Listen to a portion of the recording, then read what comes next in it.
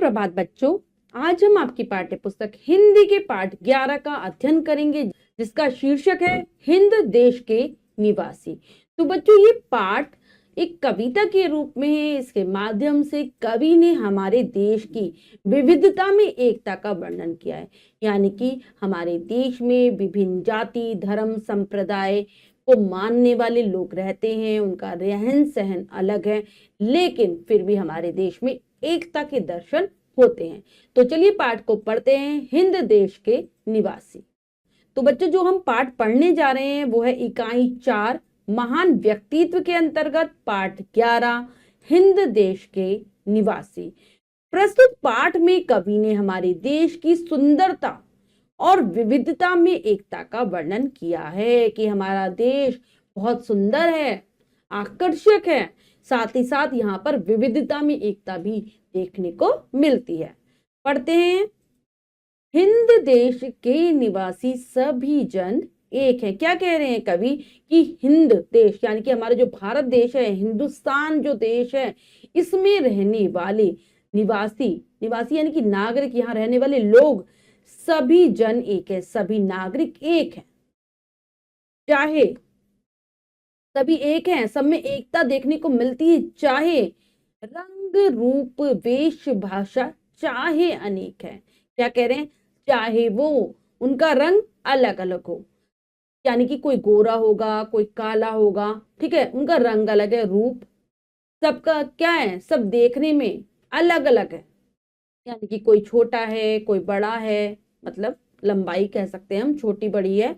और उनकी चाहे वेश भाषा, वेश यानी कि जो उनके जो रहन सहन है, उनके जो वस्त्र हैं, वो सब अलग अलग है, वो अलग अलग भाषा बोलते हैं, ठीक है। तो यहाँ पर रहने वाले जो लोग हैं, उनके रंग रूप में विविधता आपको देखने को मिलेगी। अलग अलग प्रकार के कपड़े पहनते हैं, वो अलग अलग प्रकार की भाषा बोलते हैं, लेकिन अगर वो हिंदुस्तान के निवासी हैं, यहाँ पर रहने वाले हैं भारत देश में, तो सभी में आपको एकता के देखने को मिलेगी। सब आपस में प्यार से रहते हैं, एकता के साथ रहते हैं, क्योंकि उनकी संस्कृति एक है। किस प्रकार से बच्चों हमारे देश में विभिन्नता देखने को मिलती है? जिस प्रकार से अगर हम देखें, बेला, गुलाब, जूही, चंपा, चमेली, बेला, गुलाब, जूही, चंपा, चमेली, ये अलग अलग प्रकार के पुष्प होते हैं, अलग अलग प्रकार के फूल होते हैं, परंतु अगर हम इनकी एक माला बना दे, प्यारे प्यारे फूल गूथे माला में एक है। अगर हम इन सब फूलों की एक माला बना दें, एक माला में इनको गूंथ दें, एक माला में इनको पिरो दें, तो क्या हो जाएगी? एक माला बन जाएगी।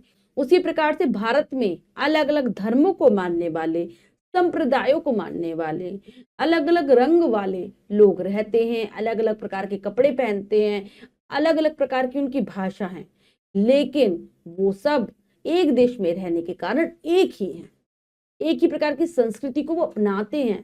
संस्कृति कौन सी? भारतीय संस्कृति, ठीक है। जैसे माला, अलग अलग फूलों की अगर हम माला बना दें तो वो एक हो जाती है, ऐसे ही यहाँ पर रहने वाले अलग अलग धर्मों के लोग, संप्रदायों के लोग एकता के साथ रहते हैं। कोयल की कूक प्यारी, पपीहे की टेर प्यारी, गा रही तराना बुलबुल, राग मगर एक है।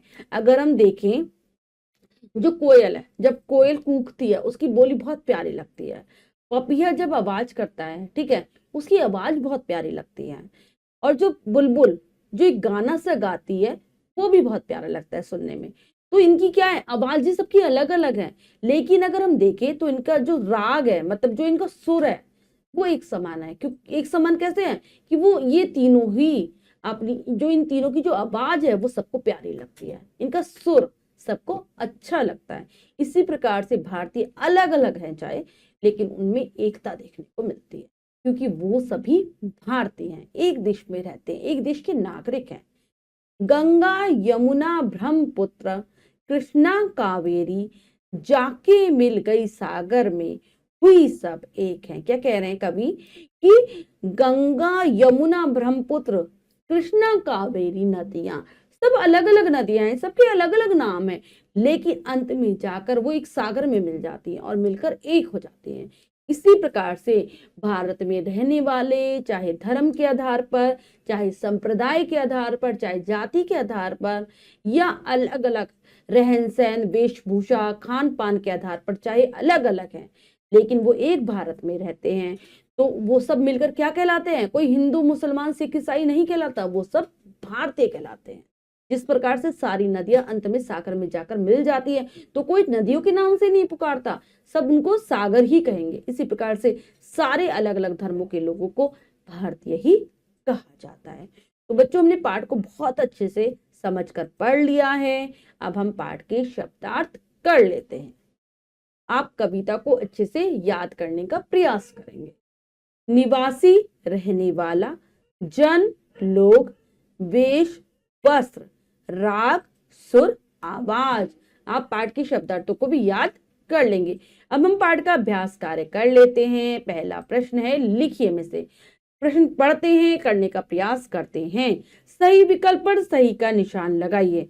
प्रश्न में 3 विकल्प हैं, 2 विकल्प गलत हैं, 1 विकल्प सही है। हमें सही विकल्प को चुनना है, सही का निशान लगा देना है। करते हैं। हिंद देश के सभी जन कैसे हैं? अलग अलग, एक सामाजिक, सभी जन एक हैं। बी विकल्प हो जाएगा सही। हिंद देश में अनेक है, रंग रूप भाषा दोनों, तो अलग अलग रंग रूप मिलते हैं, भाषाएं भी मिलती हैं, तो आ जाएगा दोनों। सी विकल्प सही है। इनमें से फूल का नाम है बेला, बेल, बेली, तो इनमें से फूल का नाम है बेला। कूक किसकी प्यारी होती है? कोय की, कोयल की, कबूतर की, तो कूक होती है कोयल की प्यारी, आवाज कोयल की बहुत प्यारी होती है। तराना कौन गा रही है? बुलबुल, कोयल, मैना, तो तराना गा रही है बुलबुल। तो ये हो गया है बच्चों। तो बच्चों, हमारा अगला प्रश्न है, कविता की पंक्तियां पूरी कीजिए। तो यहाँ पर कविता की कुछ पंक्तियां लिखी हुई हैं, अधूरी हैं, हमें पूरा करना है, करते हैं। तो पहला है, हिंद देश के निवासी, फिर रिक्त स्थान है, तो करेंगे हिंद देश के निवासी सभी जन एक हैं, सभी जन एक हैं। उसके बाद अगली पंक्ति है, रंग रूप वेश भाषा, रंग रूप वेश भाषा चाहे अनेक है। कोयल की कूक प्यारी, पपीहे की टेक, पपीहे की टेक प्यारी, पपीहे की टेक प्यारी। फिर अगली पंक्ति है, गा रही तराना, तराना मतलब गाना, तराना, गा रही तराना, क्या आ जाएगा? बुलबुल, बुलबुल, गा रही तराना बुलबुल, राग मगर एक है। एक बार फिर से पढ़ लेते हैं, हमने पूर्ण कर ली है पंक्तियां। हिंद देश के निवासी सभी जन एक हैं, रंग रूप वेश भाषा चाहे अनेक हैं। कोयल की कूक प्यारी, पपीहे की टेक प्यारी, गा रही तराना बुलबुल, राग मगर एक है। तो बच्चों, ये कार्य हमने पूर्ण कर लिया है। इसके बाद जो भी कार्य दिया गया है वो आपको स्वयं करना है अपनी अभ्यास पुस्तिका में, सुंदर सुंदर अक्षरों में। बच्चों, हमने पाठ के माध्यम से हमारे देश की विभिन्नता में एकता के बारे में जाना कि किस प्रकार से हमारे देश में रहने वाले सभी लोग एकता को अपनाते हैं, सभी भारतीय कहलाते हैं। आशा करती हूँ पाठ समझ आ गया होगा। कविता को याद करेंगे, शब्दार्थों को याद करेंगे। मिलते हैं अगली कक्षा में नए पाठ के साथ। तब तक के लिए स्वस्थ रहिए, प्रसन्न रहिए। धन्यवाद।